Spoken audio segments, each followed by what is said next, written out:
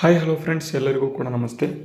ಇವತ್ತಿನ ತರಗತಿ ನಿಮಗೆಲ್ಲರಿಗೂ ಕೂಡ ಗೊತ್ತಿದೆ. ಇವತ್ತಿನ ಒಂದು 3 ಶಿಫ್ಟ್ಗಳ ಒಂದು ಕ್ವಶನ್ಸ್ಗಳನ್ನು ಒಂದು ಕಡೆ ಕಲೆ ಹಾಕಿದ್ದೇನೆ. ಎಲ್ಲವನ್ನು ಕೂಡ ನೋಡ್ಕೊಳ್ತಾ ಹೋಗೋಣ. ನಿಮಗೆ SSC GD ಮತ್ತು ಇಲ್ಲಿ ಬೇರೆ ಬೇರೆ ಪರೀಕ್ಷೆಗಳಿಗೆ ಯೂಸ್ಫುಲ್ ಆಗೋ ರೀತಿಯಲ್ಲಿ ತರಗತಿಗಳನ್ನು ಮಾಡ್ಕೊಳ್ತಾ ಹೋಗ್ತಾ ಇದ್ದೇನೆ. ಅದನ್ನು ನೀವು ಏನು ಮಾಡಬೇಕು ಅಂತ ಅಂದರೆ ಕಂಟಿನ್ಯೂಸ್ ಆಗಿ ನೋಡ್ತಾ ಹೋಗಬೇಕು. ಮೊದಲನೇ ಪ್ರಶ್ನೆ ಈ ರೀತಿಯಾಗಿದೆ, ನೀವು ನೋಡಿ. ಭಾರತದ ಯಾವ ರಾಜ್ಯವು ಅತಿ ಹೆಚ್ಚು ರಾಜ್ಯಗಳೊಂದಿಗೆ ಗಡಿಯನ್ನು ಹಂಚಿಕೊಂಡಿದೆ ಅಂತ ಪ್ರಶ್ನೆ. ನೋಡಿ, ತುಂಬ ಇಂಪಾರ್ಟೆಂಟು. ಇಂಥ ಪ್ರಶ್ನೆಗಳಿಗೆ ಬೇಸ್ಡ್ ಆನ್ ಆಪ್ಷನ್ಸ್ ನಾವು ಏನು ಮಾಡಬೇಕಪ್ಪ ಅಂತ ಅಂದರೆ ಕರೆಕ್ಟಾಗಿ ನೋಡಬೇಕಾಗಿರ್ತದೆ. ಮಧ್ಯಪ್ರದೇಶ, ಉತ್ತರ ಪ್ರದೇಶ, ಮಹಾರಾಷ್ಟ್ರ ಮತ್ತು ರಾಜಸ್ಥಾನ. ನೋಡಿ, ಈಸಿಯಾಗಿ ಇದಕ್ಕೆ ಆನ್ಸರನ್ನು ಮಾಡ್ಬೋದು, ಬಟ್ ನಮಗೆ ಗೊತ್ತಿರಬೇಕು ಇಷ್ಟು ರಾಜ್ಯಗಳು ಇದಕ್ಕೆ ಗಡಿಯನ್ನು ಹಂಚ್ಕೊಂಡಿದ್ದಾವೆ ಅಂತ. ಜಸ್ಟ್ ನೀವು ಥಿಂಕ್ ಮಾಡಿ, ನೀವು ಮ್ಯಾಪ್ನ ನೀವು ಕಣ್ಣು ಮುಂದೆ ತೊಗೊಂಡು ಬಂದರೆ ರಾಜಸ್ಥಾನವನ್ನು ನೋಡಿ ರಾಜಸ್ಥಾನವನ್ನು ಕಣ್ಣು ಮುಂದೆ ತೆಗೆದುಕೊಂಡು ಬಂದ್ರಿ ಅಂತ ಅಂದರೆ ಮಹಾರಾಷ್ಟ್ರ ಇದಕ್ಕೆ ಹಂಚ್ಕೊಂಡಿಲ್ಲ. ಮಧ್ಯಪ್ರದೇಶ ಇದಕ್ಕೆ ಗಡಿಯನ್ನು ಹಂಚ್ಕೊಂಡಿದೆ. ಮೇಲಿಂದ ಹರಿಯಾಣ ಹಂಚ್ಕೊಂಡಿದೆ. ನೆಕ್ಸ್ಟು ಡೆಲ್ಲಿ, ಆದರೆ ಇಲ್ಲಿ ಡೆಲ್ಲಿ ರಾಜ್ಯ ಅಲ್ಲ, ಓಕೆನಾ. ನೆಕ್ಸ್ಟು ಕೆಳಗಡೆ ಬಂದರೆ ಗುಜರಾತ್. ಈ ಒಂದು 3 ರಾಜ್ಯಗಳು ಗಡಿಯನ್ನು ಹಂಚ್ಕೊಂಡಿದ್ದಾವೆ. ಇದನ್ನು ನೋಡ್ಬೋದು. ಇದರದ್ದು ರಾಜಸ್ಥಾನಕ್ಕೆ ಗಡಿಯನ್ನು ಹೊಂದಿಕೊಂಡಿರ್ತಕ್ಕಂಥದ್ದು. ಅದೇ ಮಹಾರಾಷ್ಟ್ರ ನೋಡಿದರೆ ಗುಜರಾತ್ ಹಂಚ್ಕೊಂಡಿದೆ, ಮಧ್ಯಪ್ರದೇಶ ಹಂಚ್ಕೊಂಡಿದೆ, ಈ ಕಡೆ ಕರ್ನಾಟಕ ಹಂಚ್ಕೊಂಡಿದೆ, ಗೋವಾ ಹಂಚ್ಕೊಂಡಿದೆ, ಅದೇ ರೀತಿಯಲ್ಲಿ ತೆಲಂಗಾಣ ಈ ರೀತಿಯಾಗಿ ಹಂಚ್ಕೊಂಡಿದೆ. ಅದೇ ಮಧ್ಯಪ್ರದೇಶ ಅಂತ ಛತ್ತೀಸ್ಗಢ ಆಗಿರ್ಬೋದು, ರಾಜಸ್ಥಾನ ಆಗಿರ್ಬೋದು, ಮಹಾರಾಷ್ಟ್ರ ಆಗಿರ್ಬೋದು, ಉತ್ತರ ಪ್ರದೇಶ ಆಗಿರ್ಬೋದು, ಈ ರೀತಿ ಹಂಚ್ಕೊಂಡಿದೆ.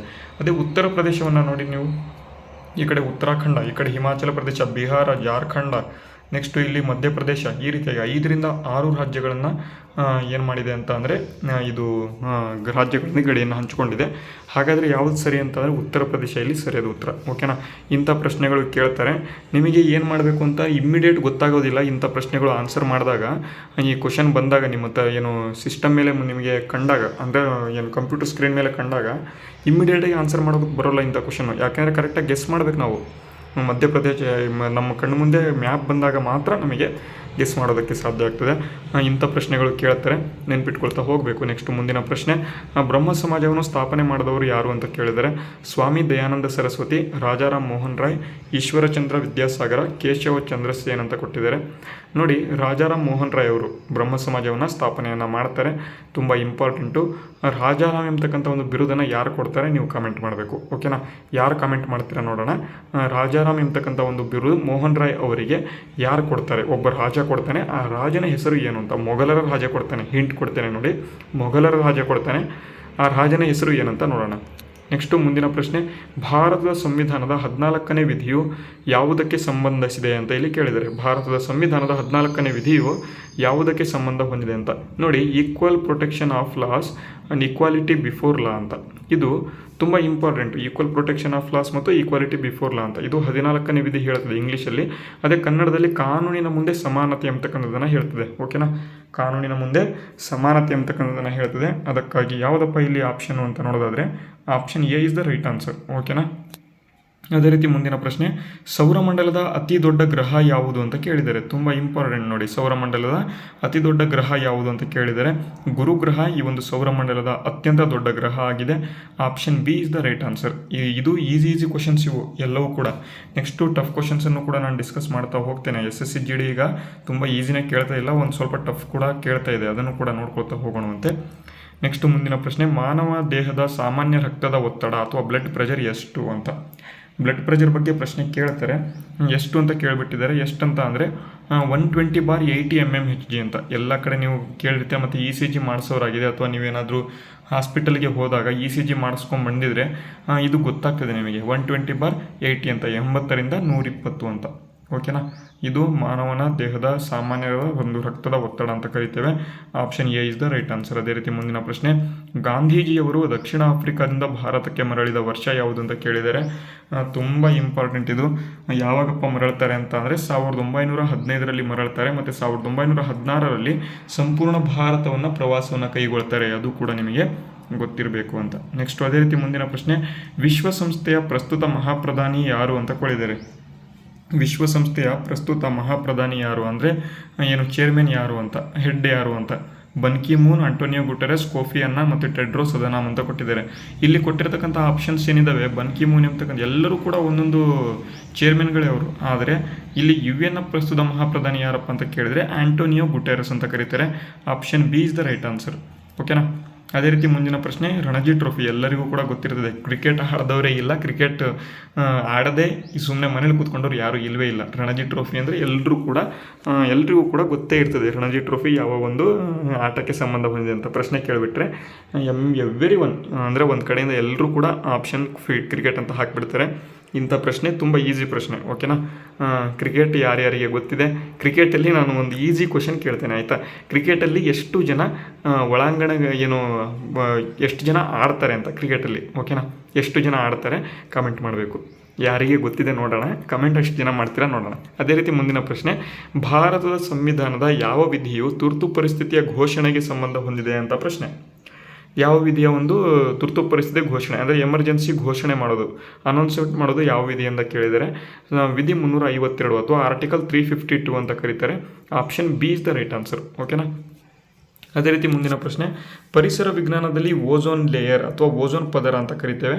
ಇದು ಏನಪ್ಪ ಮಾಡುತ್ತೆ ಅಂತ ಅಂದರೆ ನಮ್ಮನ್ನು ಒಂದು ಕಿರಣಗಳಿಂದ ರಕ್ಷಣೆ ಮಾಡ್ತದೆ. ಹಾಗಾದರೆ ಆ ಕಿರಣಗಳು ಯಾವ್ಯಾವುದು ಅಂತ, ಆ ರೇಸ್ ಯಾವ್ಯಾವುದು ಅಂತ ನೋಡಿ. ಕ್ಷಕಿರಣ ಅಂತ ಇದೆ, ಅತಿ ನೇರಳೆ ಕಿರಣಗಳು ಅಲ್ಟ್ರಾ ವಯೋಲೆಟ್ ರೇಸ್ ಅಂತ ಇದೆ, ಇನ್ಫ್ರಾರೆಡ್ ಕಿರಣಗಳು ಅಥವಾ IR ರೇಡಿಯೇಷನ್ಸ್ ಅಂತ, ಮತ್ತು ಗಾಮಾ ಕಿರಣಗಳು ಅಂತ ಇದೆ.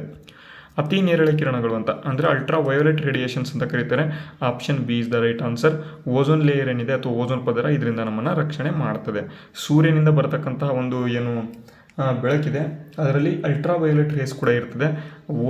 ಓಝೋನ್ ಪದರ ಇದೆ, ಅದನ್ನು ಎಮಿಟ್ ಮಾಡಿ ಅಥವಾ ಅದನ್ನು ರಿಫ್ಲೆಕ್ಷನ್ ಮಾಡಿ ವಾಪಸ್ ಕಳಿಸಿ ಬರೀ ಒಳ್ಳೆ ನಮಗೆ ಬೆಳಕನ್ನು ಇದೆ ಅದನ್ನು ಮಾತ್ರ ಕೊಡ್ತದೆ ಅಂತ.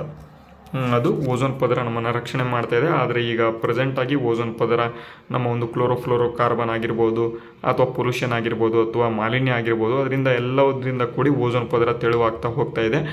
ಇದು ಕೂಡ ನಿಮಗೆ ಗೊತ್ತಿರಬೇಕು, ಓಕೆನಾ. ಅದೇ ರೀತಿ ಮುಂದಿನ ಪ್ರಶ್ನೆ, ಬಾಬರ್ ಮತ್ತು ಇಬ್ರಾಹಿಂ ಲೋಧಿ ನಡುವೆ ನಡೆದ ಯುದ್ಧ ಯಾವುದು ಅಂತ ಕೇಳಿದರೆ ಯಾವುದಪ್ಪ ನಡೆದಿದ್ದು ಅಂತ ಅಂದರೆ 1526ರಲ್ಲಿ ಈ ಒಂದು ಯುದ್ಧ ನಡೀತದೆ. ಯಾವುದಪ್ಪ ಯುದ್ಧ ಅಂತ ಅಂದರೆ ಮೊದಲ ಪಾಣಿಪತ್ ಯುದ್ಧ ಅಂತ. ತುಂಬ ಈಸಿ ಪ್ರಶ್ನೆ, ಬಟ್ ಕೇಳ್ತಾರೆ, ಓಕೆನಾ. ಈ ರೀತಿಯಾಗೂ ಕೂಡ ಕೇಳ್ತಾರೆ ಕ್ವಶನ್ಸು, ನೆನಪಿಡಬೇಕು, ಓಕೆನಾ. ಮುಂದಿನ ಪ್ರಶ್ನೆ, ಭಾರತದಲ್ಲಿ ಪಂಚಾಯತ್ ರಾಜ್ ದಿನವನ್ನು ಯಾವಾಗ ಆಚರಣೆಯನ್ನು ಮಾಡಲಾಗುತ್ತದೆ ಅಂತ ಇಲ್ಲಿ ಪ್ರಶ್ನೆ ಕೇಳಿದರೆ ತುಂಬ ಈಸಿ ಪ್ರಶ್ನೆ. ಅಗೇನ್ ಏಪ್ರಿಲ್ 24ನೇ ತಾರೀಕಿನಂದು ಪ್ರತಿ ವರ್ಷ ಭಾರತದಲ್ಲಿ ಪಂಚಾಯತ್ ರಾಜ್ ದಿನವನ್ನು ಆಚರಣೆಯನ್ನು ಮಾಡ್ತಾರೆ. ಹಾಗಾದರೆ ಪಂಚಾಯಿತಿ ಯಾವ ವರ್ಷದಲ್ಲಿ ನಮ್ಮ ಒಂದು ಭಾರತದಲ್ಲಿ ಬಂದಿತ್ತು, ಇದನ್ನು ಕೂಡ ಗೊತ್ತಿದ್ದರೆ ಕಮೆಂಟ್ ಮಾಡಿ. ಅದೇ ರೀತಿ ಮುಂದಿನ ಪ್ರಶ್ನೆ, ಹರಪ್ಪ ಮತ್ತು ಮೊಹೆಂಜೋದಾರೋ ನಗರಗಳು ಯಾವ ನದಿ ಬಯಲಿನಲ್ಲಿ ಇದ್ದಾವೆ ಅಂತ. ಇದು ತುಂಬ ಈಸಿ. ಇದು ಸಿಂಧೂ ಕಣಿವೆ ನಾಗರಿಕತೆ ಎಲ್ಲರೂ ಕೂಡ ಓದಿರ್ತಾರೆ. ಸಿಂಧೂ ನದಿ ಅಂತ ಆಪ್ಷನ್ಸನ್ನು ಹಾಕಿಬಿಡ್ತಾರೆ. ಹಾಗಾಗಿ ಇಲ್ಲಿ ಯಾವುದಪ್ಪ ಆಪ್ಷನ್ ಅಂತ ಅಂದರೆ ಸಿಂಧೂ ನದಿ. Option B is the right answer.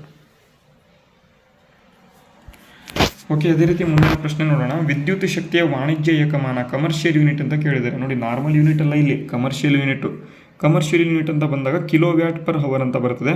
Option B is the right answer ಆಗ್ತದೆ. ಇಲ್ಲಿ ವ್ಯಾಟ್ ಅಂತ ಎಲ್ಲರೂ ಕೂಡ ಆನ್ಸರ್ ಹಾಕ್ತೀರಾ, ಬಟ್ ವಿದ್ಯುತ್ ಶಕ್ತಿಯ ವಾಣಿಜ್ಯ ಏಕಮಾನ ಕೇಳಿಬಿಟ್ಟವ್ರು. ಇಲ್ಲಿ ನಾರ್ಮಲ್ ಏಕಮಾನ ಅಲ್ಲ, ವಾಣಿಜ್ಯ ಏಕಮಾನ ಅಂತ ಅಂದರೆ ಕಮರ್ಷಿಯಲ್ ಯೂನಿಟ್ ಅಂತ ಕರೀತಾರೆ, kW/h ಅಂತ. ಅದೇ ರೀತಿ ಮುಂದಿನ ಪ್ರಶ್ನೆ, ಸಂವಿಧಾನದ 17ನೇ ವಿಧಿಯು ಯಾವುದಕ್ಕೆ ಸಂಬಂಧ ಹೊಂದಿದೆ ಅಂತ ಪ್ರಶ್ನೆ. ತುಂಬ ಸಲ ಇದು ರಿಪೀಟ್ ಆಗಿದೆ ಮತ್ತು ತುಂಬ ಸಲ ಕೇಳಿದ್ದಾರೆ ಕೂಡ. ಏನಪ್ಪ ಇದು ಏನು ಮಾಡುತ್ತೆ ಅಂತ ಅಂದರೆ ಅಸ್ಪೃಶ್ಯತೆ ನಿರ್ಮೂಲನೆ ಅಥವಾ ಅನ್ಟಚಬಿಲಿಟಿ ಬಗ್ಗೆ ಹೇಳ್ತದೆ. Option B is the right answer. ತುಂಬ ಇಂಪಾರ್ಟೆಂಟ್ ಇದು ಕೂಡ. ಅದೇ ರೀತಿ ಮುಂದಿನ ಪ್ರಶ್ನೆ, ಭಾರತದ ಯಾವ ರಾಜ್ಯದಲ್ಲಿ ಸೂರ್ಯೋದಯ ಮೊದಲು ಸಂಭವಿಸುತ್ತದೆ ಅಂತ ಇಲ್ಲಿ ಪ್ರಶ್ನೆ. ತುಂಬ ಈಸಿ. ಅತ್ಯಂತ ಈಸ್ಟರ್ನ್ ಮೋಸ್ಟ್ ಸ್ಟೇಟ್ ಯಾವುದು ಅಂತ ಅಥವಾ ಪೂರ್ವದಲ್ಲಿ ಇರ್ತಕ್ಕಂಥ ರಾಜ್ಯ ಯಾವುದು ಅಂತ, ಯಾವುದಪ್ಪ ಅಂತಂದರೆ ಅರುಣಾಚಲ ಪ್ರದೇಶ ಅಂತ. Option B is the right answer ಅಂತ. ಅದೇ ರೀತಿ ಮುಂದಿನ ಪ್ರಶ್ನೆ, ರೈಟರ್ಸ್ ಬಿಲ್ಡಿಂಗ್ ಯಾವ ರಾಜ್ಯದ ಸಚಿವಾಲಯದ ಕೇಂದ್ರವಾಗಿದೆ ಅಂತ. ರೈಟರ್ಸ್ ಬಿಲ್ಡಿಂಗ್ ಯಾವ ರಾಜ್ಯದ ಸಚಿವಾಲಯದ ಕೇಂದ್ರವಾಗಿದೆ ಅಂತ ಇಲ್ಲಿ ಪ್ರಶ್ನೆ ಕೇಳಿದ್ದಾರೆ. ತುಂಬ ಇಂಪಾರ್ಟೆಂಟ್ ಇಂಥ ಪ್ರಶ್ನೆ. ಇವತ್ತಿನ ಫುಲ್ ಸೆಟ್ಟಲ್ಲಿ ಇದೊಂದೇ ಪ್ರಶ್ನೆ ಸ್ವಲ್ಪ ಟಫ್ ಅನಿಸಿದ್ದು ನನಗೂ ಕೂಡ. ಯಾವುದಪ್ಪ ಅಂತಂದರೆ ರೈಟರ್ಸ್ ಬಿಲ್ಡಿಂಗ್ ಇಲ್ಲಿ ಪಶ್ಚಿಮ ಬಂಗಾಳದಲ್ಲಿ ಕಂಡುಬರುತ್ತೆ. Option B is the right answer. ಅದೇ ರೀತಿ ಮುಂದಿನ ಪ್ರಶ್ನೆ, ಅಂತಾರಾಷ್ಟ್ರೀಯ ಹಣಕಾಸು ನಿಧಿ IMF ಇಂಟರ್ನ್ಯಾಷನಲ್ ಮಾನಿಟರಿ ಫಂಡ್ ಇದರ ಒಂದು ಪ್ರಧಾನ ಕಚೇರಿ ಎಲ್ಲಿದೆ ಅಂತ ಪ್ರಶ್ನೆ ಕೇಳಿದ್ದಾರೆ. ಏನಪ್ಪ ಇದರ ಒಂದು ಪ್ರಧಾನ ಕಚೇರಿ ಎಲ್ಲಿದೆ ಅಂತ ಕೇಳಿದರೆ ವಾಷಿಂಗ್ಟನ್ DC ಅಮೆರಿಕಾದಲ್ಲಿ ಇದು ಕಂಡುಬರುತ್ತೆ. Washington DC is the right answer. ಅದೇ ರೀತಿ ಮುಂದಿನ ಪ್ರಶ್ನೆ, ಸ್ವತಂತ್ರ ಭಾರತದ ಮೊದಲ ಗೃಹ ಸಚಿವರು ಯಾರು ಅಂತ ಕೇಳಿದರೆ ತುಂಬ ಈಸಿ ಕೂಡ ಮತ್ತು ತುಂಬ ಟಫ್ ಕೂಡ ಹೇಳ್ಬೋದು. ಸ್ವತಂತ್ರ ಭಾರತದ ಮೊದಲ ಗೃಹ ಸಚಿವರು ಯಾರಾಗಿದ್ದರು ಅಂತ ಅಂದರೆ ಡಾಕ್ಟರ್ ವಲ್ಲಭಭಾಯಿ ಪಟೇಲ್ ಅವರಾಗಿದ್ದರು. Option B is the right answer. ಅದೇ ರೀತಿ ರಾಷ್ಟ್ರಪತಿ ಯಾರಾಗಿದ್ದರು, ಅದೇ ರೀತಿ ಪ್ರಧಾನಮಂತ್ರಿ ಯಾರಾಗಿದ್ದರು, ಇವೆಲ್ಲವೂ ಕೂಡ ತುಂಬ ಇಂಪಾರ್ಟೆಂಟ್. ಪ್ರಧಾನಮಂತ್ರಿ ಯಾರಾಗಿದ್ದರು ಅಂತ ಅಂದರೆ ಜವಾಹರಲಾಲ್ ನೆಹರು ಅವರಾಗ್ತಾರೆ. ರಾಷ್ಟ್ರಪತಿ ಯಾರಾಗಿದ್ದರು ಅಂತ ಡಾಕ್ಟರ್ ಬಾಬು ರಾಜೇಂದ್ರ ಪ್ರಸಾದ್ ಅವರಾಗ್ತಾರೆ. ಇವಿಷ್ಟು ಕೂಡ ನೆನ್ಪಿಡಬೇಕು. ನೆಕ್ಸ್ಟ್ ಮುಂದಿನ ಪ್ರಶ್ನೆ, ರಾಷ್ಟ್ರೀಯ ಮತದಾರರ ದಿನವನ್ನು ಯಾವ ದಿನಾಂಕದಂದು ಆಚರಣೆಯನ್ನು ಮಾಡುತ್ತೇವೆ ಅಂತ ಇಲ್ಲಿ ಪ್ರಶ್ನೆ ಕೇಳಿದ್ದಾರೆ. ಇದಕ್ಕೆ ನೀವು ಸರಿಯಾದ ಉತ್ತರವನ್ನು ಕಮೆಂಟ್ ಬಾಕ್ಸ್ ಮೂಲಕ ಕಮೆಂಟ್ ಮಾಡಿ ತಿಳಿಸಬಹುದು. ಮತ್ತು ಇದು ನಿಮಗೇನಾದರೂ ಮೇಯ್ನಾಗಿ ಇವನು ಕೂಡ ಉತ್ತರ ಬೇಕು ಅಂತ ಅಂದರೆ PDF ಬೇಕು ಅಂತ ಅಂದರೆ udyogjeevan12@gmail.com ಅಂತಕ್ಕಂಥ ಇಮೇಲ್ ವಿಳಾಸಕ್ಕೆ SSCGD PDF ಅಂತ ನೀವು ಕಮೆಂಟ್ ಮಾಡಿದರೆ ಅಥವಾ ಇಲ್ಲಿ ಏನು ಇಮೇಲ್ ಕಳಿಸಿದರೆ ನಿಮಗೆ PDF ಹೆಂಗೆ ಪಡ್ಕೋಬೇಕು ಅಂತ ನಾವು ಹೇಳ್ತೇವೆ. ಇವತ್ತಿನ ತರಗತಿ ನಿಮಗೆ ಯೂಸ್ಫುಲ್ ಆಗಿದ್ದರೆ ವಿಡಿಯೋಗೆ ಲೈಕ್ ಮಾಡಿ, ಶೇರ್ ಮಾಡಿ, ನಿಮ್ಮ ಎಲ್ಲ ಸ್ನೇಹಿತರೊಂದಿಗೆ ಮತ್ತೆ ಶೇರ್ ಮಾಡಿ. ಮತ್ತು ಇಲ್ಲಿ ನಾಳೆ ಬರ್ತಕ್ಕಂಥ ಪರೀಕ್ಷೆಗಳಿಗೆ ಏನು ಮಾಡಿಯಪ್ಪ ಅಂತ ಅಂದರೆ ನೋಡ್ಕೊಳ್ಳಿ ಪರೀಕ್ಷೆಗಳನ್ನು. ಮತ್ತು ಇಲ್ಲಿ ಯಾರ್ಯಾರು ಇವತ್ತು ಪರೀಕ್ಷೆ ಬರೆದು ಬಂದಿದ್ದಾರೆ, ಇವತ್ತು ನಿಮ್ಮ ಪರೀಕ್ಷೆ ಹೇಗಾಯಿತು ಕಮೆಂಟ್ ಮಾಡಿ ತಿಳಿಸಿ ಅಂತ ಹೇಳ್ತಾ ಇವತ್ತಿನ ವಿಡಿಯೋನ ಮುಗಿಸ್ತೇನೆ. ಜೈ ಹಿಂದ್, ವಂದೇ ಮಾತರಂ.